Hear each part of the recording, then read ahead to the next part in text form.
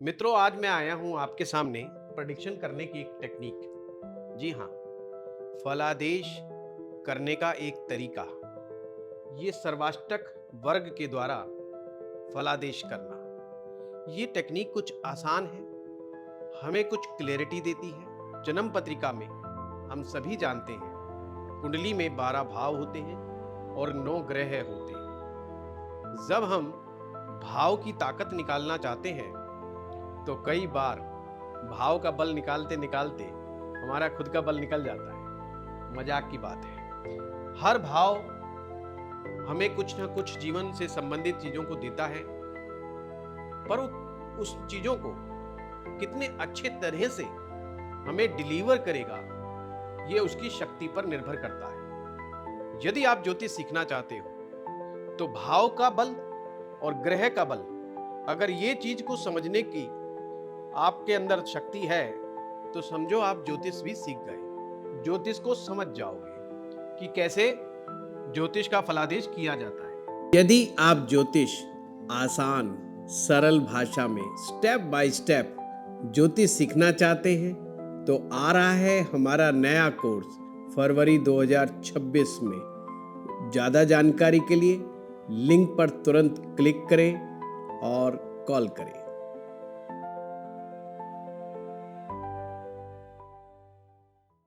सर्वाष्टक वर्ग में होता क्या है, मैं इधर उधर की बात ना करते हुए सीधा आपको एक कुंडली पर लेकर के आना चाहता हूं। आपके पास भी जो कुंडली है उसको भी खोल लीजिए और आपके सॉफ्टवेयर में एक टेबल होगी जिस पे लिखा होता है अष्टक वर्ग टेबल। उसको आप खोल लीजिए अपने सामने। फिर आपने क्या करना है, आपकी कुंडली को देखना है और अपनी कुंडली में देखिएगा जो आपकी कुंडली का फर्स्ट हाउस है, जहां पर लगन लिखा हुआ है, इंग्लिश में है तो असेंडेंट साइन लिखा होगा। वहां पर देखिए कितना नंबर है। आपके सामने ये जो कुंडली है, ये मिथुन लगन की कुंडली है। क्यों? क्योंकि ये नंबर 3 की कुंडली है। और अगर आपको ये नंबर 3 क्या है, कहां से आया, नहीं मालूम, तो हमारा पुराना वीडियो जाकर के देखिएगा, लगन बलवान कैसे, उसमें सारा डिटेल में समझाया है। तो जो लगन है वो नंबर 3 है। आपकी कुंडली में भी 1 से लेकर 12 तक कोई ना कोई गिनती संख्या लिखी होगी। जो वहां पे लिखा होगा वही आपका लगन है। हम इस एग्जाम्पल कुंडली की बात कर रहे हैं तो ये मिथुन लगन की कुंडली है। अब आपने इस टेबल में आना है और इस टेबल में देखना है कि नंबर 3 कहां लिखा हुआ है। ये देखिए नंबर 3 लिखा हुआ है, आपको दिखाई दे रहा होगा। नंबर 3 के नीचे, सबसे नीचे देखिए, टोटल पॉइंट लिखे हुए हैं 31। ये समझाने की कोशिश कर रहा है कि हर ग्रह, सूर्य, चंद्र, मंगल, बुध, गुरु, शुक्र, शनि, ये 7 ग्रह पहले भाव को कितनी शक्ति प्रदान करते हैं, कितने नंबर देते हैं। तो टोटल यहां पर हम गिने तो 31 है। ये बनी बनाई आती है, ज्यादा परेशान होने की जरूरत नहीं है। तो आपने यहां पर 31 लिख देने। अब देखिए यहां पर हमने 31 नंबर लिखा हुआ है पहले से 31, यानी कि पहले भाव में 31 नंबर है। अब इसी प्रकार से नंबर 4 यानी दूसरा भाव, आप पूरी की पूरी टेबल के अनुसार इस कुंडली में जो जो पॉइंट दिया हुआ है वो लिखते चले जाएं। जैसे नंबर 4 के नीचे 25, तो हमने यहां पर 25 लिखा हुआ है। नंबर 5 में 34, तो हमने यहां पे 34 लिखा हुआ है। यहां पे 30 नंबर 6 में, तो यहाँ पे 30 लिखा हुआ है। नंबर 7 पे 24, तो यहाँ नंबर 7 पे 24, जो कि 5वां भाव है। इस तरीके से 34, 21, 24, 29, 36, 27 और 22। यानी इसी टेबल के अनुसार हमने जो हर भाव के जो नंबर है वो लिख दिए। अब इसमें आपको कुछ सूत्र को समझना होगा। हर भाव में जो नंबर मिला हुआ है उसका एवरेज 28 नंबर मिनिमम होना चाहिए। 28। जिस हाउस को 28 नंबर मिले हुए हैं यानी कि वो भाव अपने से संबंधित जो जो चीजें उसे जीवन में आपको देनी है वो आराम से देगा, अपनी दशाओं के अनुसार देगा, कम मेहनत से भी देगा। पर जिस हाउस में 28 से ज्यादा नंबर हैं वो भाव अच्छा है। मान लीजिए 30 नंबर आ गए, 32 आ गए, 34 आ गए, 35 आ गए, जितने नंबर बढ़ते चले जाएंगे ऐसा समझो उस भाव की शक्ति बढ़ रही है, बढ़ी हुई है। दूसरा, अगर 28 से कम हो जाते हैं ये अच्छा नहीं माना जाता। फिर से कहूं, अगर 28 से कम हो जाते हैं तो अच्छा नहीं माना जाएगा। अगर 22 से कम हो गए, 22 से भी कम हो गए तो हाउस डेंटेड माना जाता है। यानी उस भाव से संबंधित परिणाम बहुत मुश्किलों से मिलते हैं, बहुत ज्यादा संघर्ष करना पड़ता है और कभी कभी तो ऐसा फील होता है कि परिणाम मिला नहीं मिला बात बराबर ही हो गई। ज्यादा संघर्ष करके, नुकसान उठा करके ही वो चीजें जीवन में प्राप्त होती हैं। तो ये सूत्र याद रखेंगे, 22 से कम नहीं होने चाहिए किसी भी सूरत में, 28 से कम नहीं होने चाहिए अन्य भाव में, 28 से ज्यादा है तो अच्छे हैं। पर यहां अपवाद भी है। अपवाद क्या है? कुंडली का दूसरा भाव, सेकंड हाउस और 7th हाउस, ये दो हाउस ऐसे हैं इनमें 22 से 28 के बीच में नंबर आना अच्छा माना जाता है। 22 से 28 सेकंड और ये 7th, इनमें ये नंबर 28 से ज्यादा नहीं होने चाहिए, नहीं तो ये ज्यादा होने से भी गड़बड़ हो जाता है। क्यों? क्योंकि ये मारक भाव है। आपकी कुंडली में सेकंड हाउस भी मारक होता है और 7th भाव भी मारक होता है। अब यहां पे ज्यादा नंबर कुछ ना कुछ गड़बड़ी कर देगा।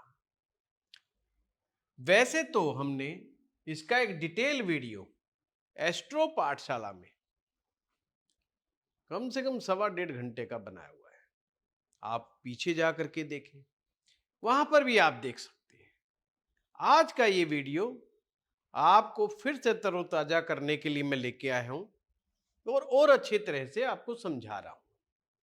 ये नियम आप समझ गए कि दूसरे भाव में और 7वें भाव में अगर आपको थोड़ा 28 से कम मिल रहे हैं तो चिंता का विषय नहीं, पर 22 से कम मिल रहे हैं तो निश्चित रूप से चिंता का विषय है।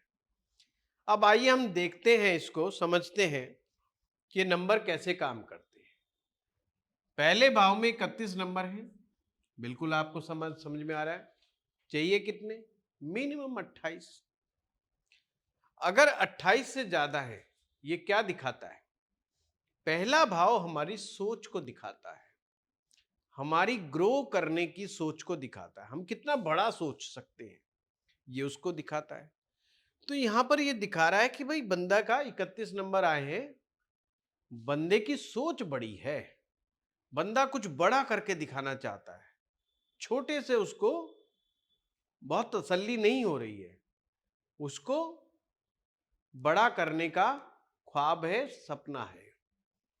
पर क्या कर पाएगा कि नहीं कर पाएगा, इसके लिए अन्य भावों को देखना पड़ेगा, वो अलग सूत्र है। सेकंड हाउस में 25 नंबर, कोई बुरा नहीं, आपको बताया था 22 से 28 के बीच में होना चाहिए। दूसरे भाव से धन, वाणी और कुटुंब का सुख, खान पान का सुख देखा जाता है। तीसरे भाव में 34 नंबर, ये भाव एफर्ट्स का दिखाता है, यानी ऐसा व्यक्ति एफर्ट्स बहुत करता रहता है।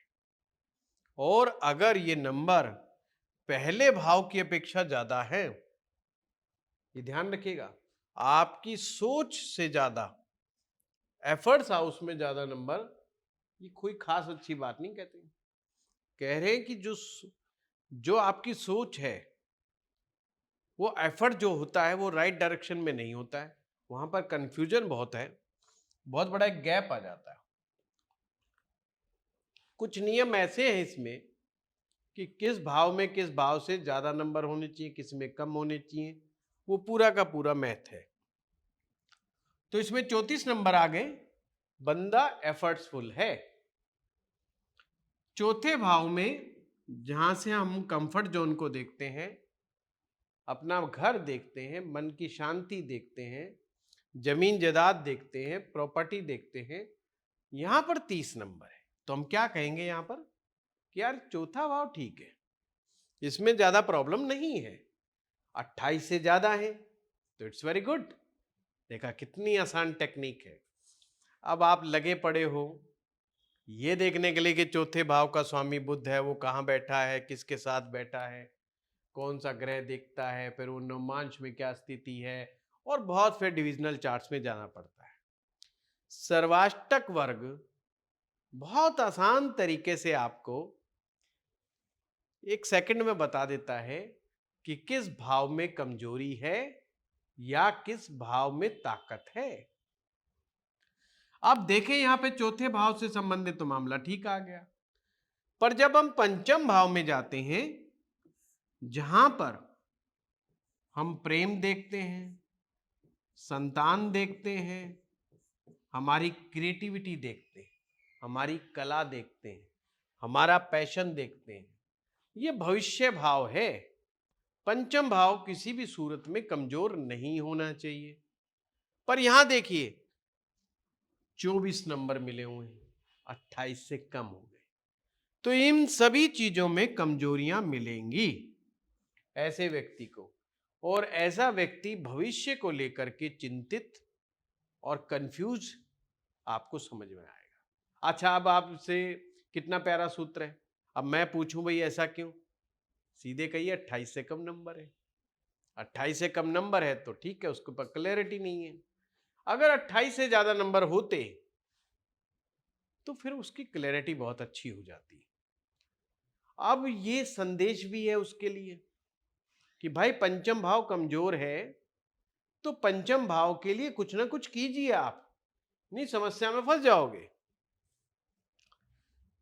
छठा भाव में 34 नंबर है, 34, वेरी गुड। ये नौकरी का, जॉब का हाउस है, मुकदमाबाजी, जॉब, कंपटीशन, ये सब देखा जाए। 34 बहुत बढ़िया हो गया, नौकरी रोजगार के लिए बहुत बढ़िया चीज हो गई है, क्योंकि 28 से ज्यादा है। और ये छठे घर को याद रखो, अगर आप नौकरी में सफलता चाहते हैं तो 28 से ऊपर नंबर ही होने चाहिए। विवाह स्थान नंबर 7वां, यहां 21 नंबर है, इट्स मीन ये प्रॉब्लमेटिक एरिया है, जहां 22 से कम हो गए। यहां पर तो नियम था दूसरे में और 7वें में 22 और 28 के बीच में चाहिए, पर 22 से नीचे बिल्कुल नहीं चाहिए, तो ये प्रॉब्लमेटिक एरिया हो गया। 8वें भाव में 24, यहां पर भी थोड़ा कमजोर है। भाग्य भाव में 29, वेरी गुड, अच्छा है, 29 नंबर है। पर इसके मेरा अपना अनुभव कहता है इस भाव में 24 और 28 के बीच में होने चाहिए, नवम भाव में। मैंने जिन लोगों के भी 28 से ज्यादा देखे हैं, कई बार ये लोग मेहनत में कमी छोड़ देते हैं और बहुत ढंग से मेहनत नहीं कर पाते, जबकि एफर्ट्स बार बार करते रहते हैं। प्रयास, चीजों को लेने के लिए बार बार प्रयास करते हैं, पर यहां पर फिर भी हम इसे अच्छे की श्रेणी में रख देते हैं, क्योंकि ऐसे व्यक्ति को अपॉर्चुनिटी मिल जाती है। ये है कर्म स्थान, वेरी गुड। 36 नंबर, 36, एक्सीलेंट हो गया। आप देख रहे हैं ज्यादा नंबर कहां मिला है, 31, 34, 34 और फिर पहुंच गया 36। यानी सभी भाव में सबसे ज्यादा नंबर कर्म भाव में मिला है। ये बात बहुत अच्छी है। कर्म भाव में भूल करके भी कम नंबर नहीं होने चाहिए। अगर कर्म भाव में नंबर कम हो जाएंगे तो व्यक्ति अपनी आजीविका कैसे चलाएगा? धन उसके पास बेचारे के पास कहां से आएगा, क्योंकि वो आजीविका को सेटल ही नहीं कर पाएगा। तो इट्स एक्सीलेंट, ये बहुत बढ़िया भाव हो गया। अब हम चलते हैं लाभ भाव में। लाभ भाव में 27 नंबर है। ये बड़ा ध्यान से समझना है, ये सारी गड़बड़ हो गई, बिग मिस्टेक। आप कहेंगे जी अभी तक तो आपने ऐसी रिएक्शन नहीं दी, मात्र 27 ही नंबर है, ऐसी रिएक्शन तो आपने 24 पर भी नहीं दी। हाँ, ये अभी समझाऊंगा आपको क्यों नहीं। लाभ भाव में 27 नंबर बिल्कुल भी सहन करने योग्य नहीं है। इसका मतलब समझेंगे तो आप हैरान हो जाएंगे। सूत्र समझिए, भाग्य से ज्यादा कर्म में नंबर होने चाहिए। भाग्य में जैसे 29 है, कर्म में ज्यादा है 36। अगला सूत्र, कर्म से ज्यादा लाभ में नंबर चाहिए तो व्यक्ति अपने काम से सेटिस्फाई होगा। 36 और 27, इसको ऐसा समझ लीजिए, एक व्यक्ति 36 रुपए का काम करता है परंतु उसे पैसा 27 रुपया मिलता है। यानी जितना वो डिजर्व करेगा उसके अपेक्षा उसको लाभ कम मिलेगा। अब इसको एक और सूत्र से समझते हैं। कभी कभी नौजवान ये चाहते हैं कि हमें ये बताया जाए, हम कंफ्यूज हैं कि हम नौकरी करें या बिजनेस करें। तो उसका एक कंपैरिजन हम लोग करते हैं अक्सर कि इस व्यक्ति को नौकरी करनी चाहिए या खुद का काम करना चाहिए या बिजनेस में जाना चाहिए। तो नौकरी में देखो कितने नंबर मिले हैं, 34। आप खुद ही बता दोगे, आज के बाद से अपनी कुंडली खुद खोल के बता दोगे कि मुझे नौकरी करनी है कि मुझे बिजनेस करना है। सिंपल गेम है ये। अगर ग्रहों में घूमते रह गए तो घूमते ही रह जाओगे भैया, ये मैं आपको बता दूं। 34 नंबर नौकरी में मिले। सेल्फ एम्प्लॉयमेंट का हाउस होता है सप्तम भाव, सेल्फ एम्प्लॉयमेंट। यहां तो कहानी गड़बड़ चल रही है। सेल्फ एम्प्लॉयमेंट होता है आप डॉक्टर हैं, अपना क्लिनिक खोल के बैठ गए, आप ज्योतिषी हैं, आप अपने सिंगल एस्ट्रोलॉजी कंसल्टेशन दे रहे हैं, आप सिंगल जो भी काम करते हैं, आप छोटे दुकानदार हैं, वो आप सप्तम भाव से देखा जाएगा। अब आप बिजनेस में आते हैं, आपने एक टीम खड़ी की, आप बिजनेस में घुस गए तो आपको 36 नंबर मिले। तो आपको कंपेयर करना है कौन सा ज्यादा है। तो आप कहेंगे ये तो बड़ा आसान है जी, 36 नंबर ज्यादा है तो इसका मतलब व्यक्ति को बिजनेस करना चाहिए। ये बिजनेस की बात आ गई। अब आगे ट्विस्ट आता है। ट्विस्ट किस चीज का है, समझिए बात। खबरदार ऐसे केस में बिजनेस जब तक ना करें जब तक कर्म स्थान से ज्यादा नंबर लाभ में ना आ जाएं। नौकरी में तो हर कोई सोचता मैं ज्यादा मेहनत करता हूं पर मुझे कम मिलता है, वो सहन कर किया जा सकता है। पर जहां पर खुद की पूंजी लगी है, खुद का पैसा लगा हुआ है, वहां पर स्थिति बड़ी नाजुक हो जाती है। ऐसा व्यक्ति लॉस खा सकता है। वही है 36 रुपए व्यापार में लगाएगा, 27 रुपया निकाल के लेके आएगा। तो क्या करना चाहिए, अगर ये रेशो नहीं बैठता, भाग्य से ज्यादा कर्म, कर्म से ज्यादा लाभ वाला रेशो गड़बड़ा हो जाता है, तो सीधा जॉब पे शिफ्ट कर जाना चाहिए। अगर जॉब में 28 से ज्यादा नंबर हैं तो। वैसे तो मित्रों इसकी पूरी एक क्लास हो सकती है, कम से कम 5 से 7 दिन इसके ऊपर चर्चा की जा सकती है, इतना बड़ा है ये। एक दूसरे से कंपेयर किया जाता है, किसका किससे कंपेयर करके, किसका किससे कनेक्ट करके करने का बड़े सारे तरीके हैं इसके, बहुत सारी टेक्निक्स हैं। पर मैं 12वें भाव की बात करूं तो 22 नंबर आ रहा है। अगेन 22 और 28 के बीच में तो ज्यादा खराब नहीं है। आप सूत्र समझें, हर हालत में 28 से कम ही होना चाहिए 12वें भाव में। ये ज्यादा पावरफुल नहीं होना चाहिए। और किससे ज्यादा पावरफुल तो भूल के भी ना हो, आपके धन भाव से ज्यादा ना हो। ये धन भाव है सेकंड हाउस, और ये खर्च का भाव है। देखो साहब, इधर से धन आ रहा है और इधर से धन जा रहा है। धन आने का मार्ग 25 पॉइंट मिला हुआ है, धन जाने का मार्ग 22 पॉइंट बच गए। कभी कभी कुंडलियों में यह हो जाता है, यहां 25 मिला होता है और यहां 26-27 मिल जाता है।